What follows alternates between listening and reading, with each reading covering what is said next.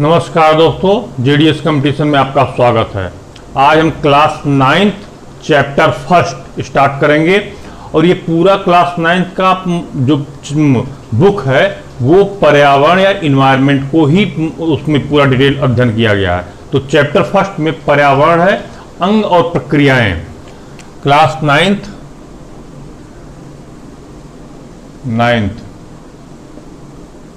Chapter first पर्यावरण,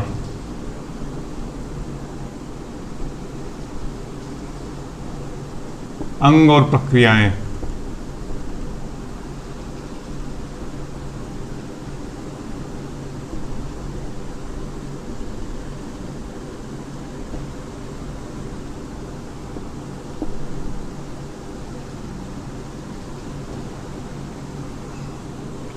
पहले तो हम जान ले पर्यावरण होता क्या है। पर्यावरण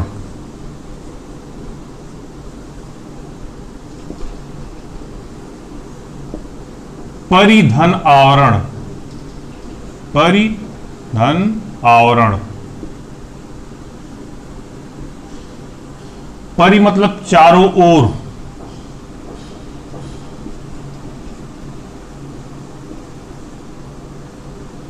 अब यहीं से आप डेफिनेशन निकाल लीजिए।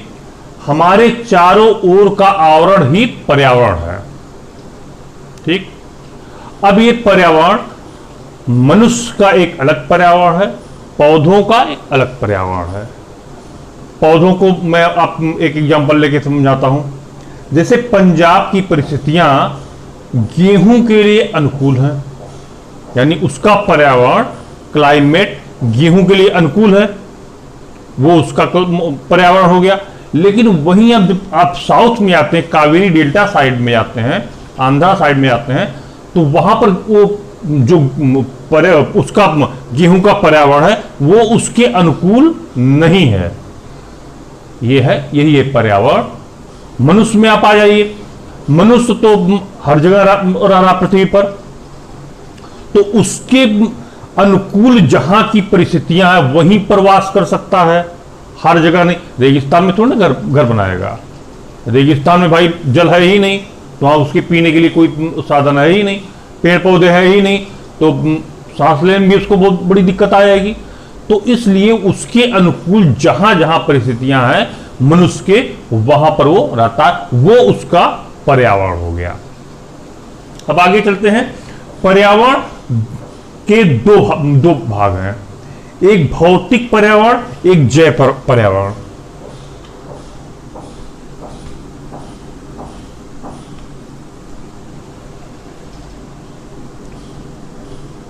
भौतिक पर्यावरण,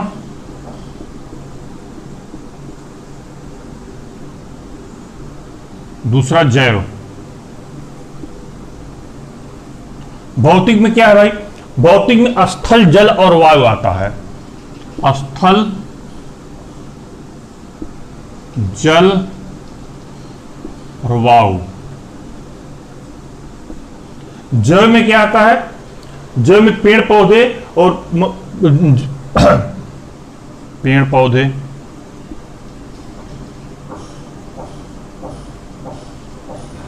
जीव जंतु,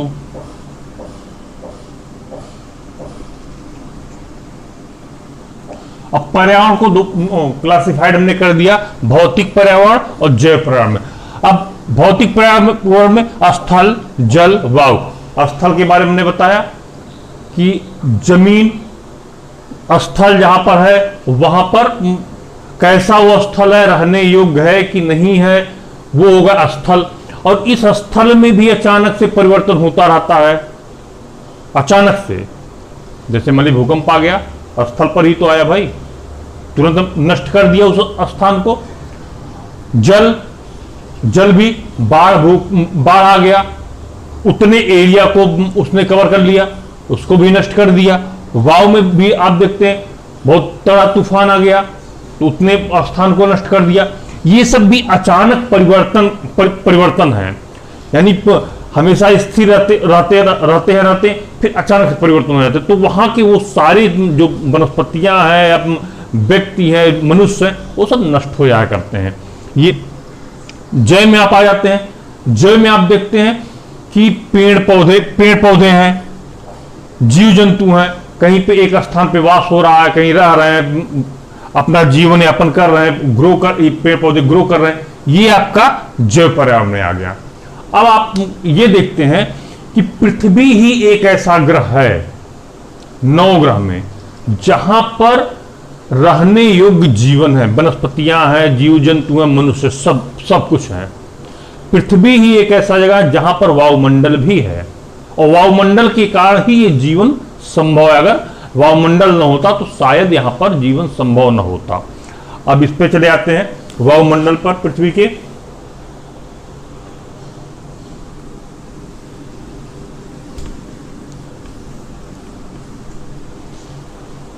वायुमंडल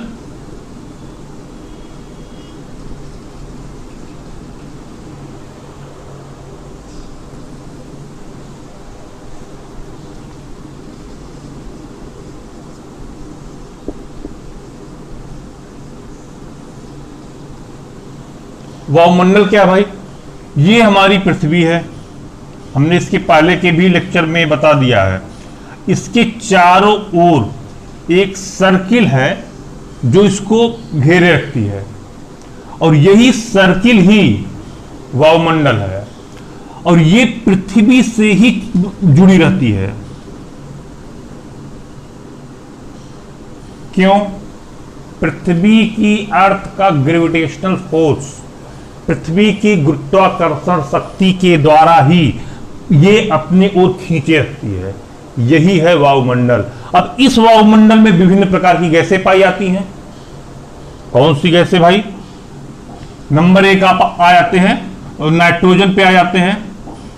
नाइट्रोजन 78%, ये भी इसके पहले आ चुका है, किसी वीडियो में बताया गया हमने।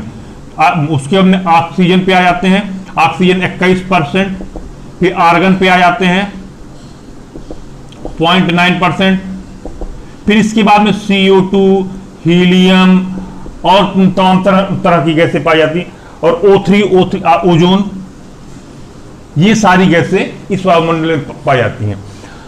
नाइट्रोजन आप देखते हैं, नाइट्रोजन पौधों के लिए बहुत आवश्यक, नाइट्रोजन हमारे लिए तो उतना आवश्यक नहीं, पौधों के लिए आवश्यक है। पौधे भी डायरेक्ट नाइट्रोजन नहीं ले पाते हैं, वो नाइट्रोजन फिक्सेशन के द्वारा ही पौधे नाइट्रोजन लेते हैं। अब ये तो साइंस में पढ़ा जाएगा। नाइट्रोजन फिक्सेशन कैसे होता है? 2 दाल वाली फलियों के बीच में एक बैक्टीरिया पाया जाता है जिसको राइजोबियम लेगुमिनिसरम कहते हैं। वो वायुमंडल से नाइट्रोजन लेता है और बदले में वो पौधों को नाइट्रोजन देता है, और उसके बदले में पौधे उसको रहने का स्थान देते हैं।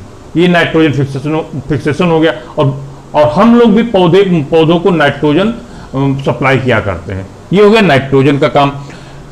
ऑक्सीजन का, हमारे लिए ऑक्सीजन जीवनदायिनी, मोक्षदायिनी है। अगर ऑक्सीजन नहीं रहेगा तो शायद हम जीवित नहीं रह सकते हैं।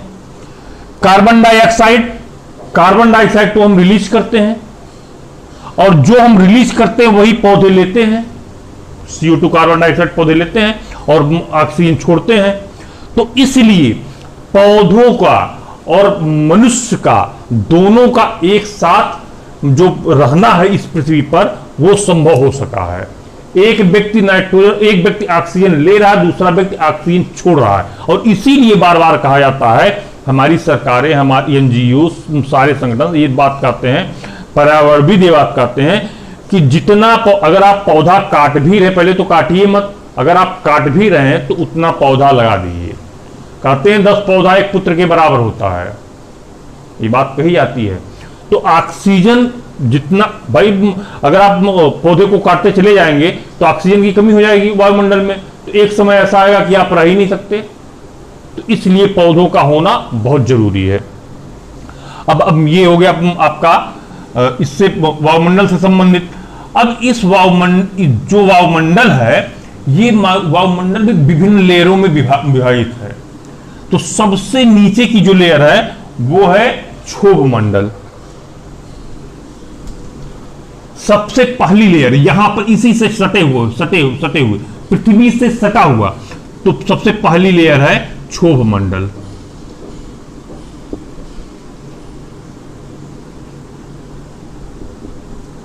First layer. सेकेंड लेयर है आपका, सेकेंड लेयर समताप मंडल।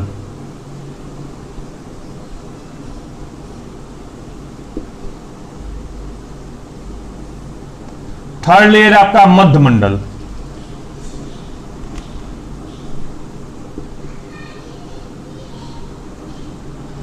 फोर्थ लेयर आपका बहिर्मंडल।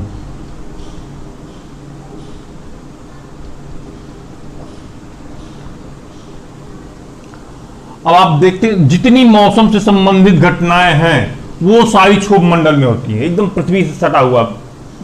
पानी बरसना, बिजली चमकना, बादल गरजना, ये सब कुछ क्षोभ मंडल में होता है।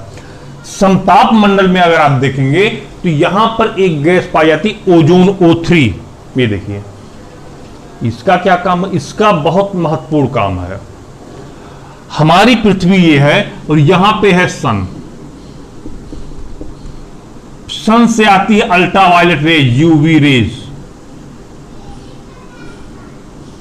और यूवी रेज ही पृथ्वी पर यहां पर रहने वाले मनुष्यों के लिए स्किन कैंसर का कारण बनती है अगर ये डायरेक्ट चली आई तो। और ये O3 जो यहां पे समताप मंडल में पाया जा रहा है, ये O3 इस यूवी रेज को एब्जॉर्ब कर लेता है। फलस्वरूप ये यूवी रेज पृथ्वी पर नहीं आ पाती हैं, इसलिए हम लोग स्वस्थ हैं। स्किन कैंसर की प्रॉब्लम नहीं हो पा रही। हाल फिलहाल में अभी आपने सुना होगा, कुछ वर्षों पहले पर्यावरणविद बहुत चिंतित हुए, कहे कि अंटार्कटिका के नीचे या अंटार्कटिका के ऊपर ओजोन होल बन गया है, यानी ओजोन छिद्र बन गया है। इसका मतलब छिद्र नहीं बना है, ओजोन का कंसंट्रेशन जो है वो डाइल्यूट हो गया है। तो वो पृथ्वी पर यूवी रेज डायरेक्ट चली आ रही है, तो स्किन कैंसर के पेशेंट बढ़ते चले जा रहे हैं। लेकिन इस फेज में जब से कोरोना वाला फेज आया, वो पर्यावरण जो पोल्यूशन की वजह से हुआ है। पोल्यूशन बिल्कुल बहुत पूरे वर्ल्ड में बहुत मिनिमम लेवल पे चला गया। फलस्वरूप यहां पर जो ओजोन छिद्र था वो फुलफिल हो गया, अब वो ओजोन छिद्र नहीं रह गया, इसलिए यहां पर अब स्किन कैंसर का बहुत खतरा नहीं। लेकिन अगर हम पोल्यूशन को कम करेंगे तभी ये संभव। फिर आराम से बैठ गए, नहीं अब तो छिद्र बंद हो गया भाई, बाइक चलाओ, मोटर चलाओ, कारखाना चलाओ, तब फिर हो जाएगा।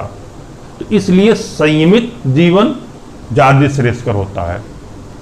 ये आपका समताप मंडल, फिर मध्य मंडल, फिर बहिर्मंडल, ये चारों आपके इसके लेयर है, वायुमंडल के लेयर है। अब आप पृथ्वी पर ही कुछ और घटनाएं देख लेते हैं। स्थल में आग्नेय सेल, स्थल पर आग्नेय सेल होती है, अवसादी सेल होती हैं, कायांतरित सेल होती हैं। जो ताप से निर्मित जो सेल होती हैं, ताप पदार्थों से बनी होती है, वो आग्नेय सेल कहलाती हैं। अवसादी सेल जो महीन बालुका कण से बनती हैं, वो अवसादी सेल कहलाती हैं। और इन दोनों के मिक्सर से जो अपना एक रूप बदल दे, वो कायांतरित सेल कहलाती है। ये स्थल की बात है, ठीक। अब एक आप आ जाते हैं जलमंडल की तरफ। जलमंडल के किनारे आप देखेंगे तो जलमंडल भी आया था, उसके किनारे आप देखेंगे तो ये वायुमंडल भी आया था। जहां पर इन तीनों का सम्मिलन होता है वो कहलाता है बायोस्फीयर यानी जैवमंडल। तो वो कुछ विशेष स्थानों पर ही होता है कि जहां पर इन तीनों का सम्मिलन होता है। आज का जो ये था लेक्चर, या आज का जो लेक्चर है इस चैप्टर का, वो यहीं पे फिनिश होता है। फिर कल का जो लेक्चर है उसमें नेक्स्ट चैप्टर शायद धरती का स्वरूप, हम धरती के स्वरूप पर पूरा डिस्कस करेंगे। नमस्कार, धन्यवाद।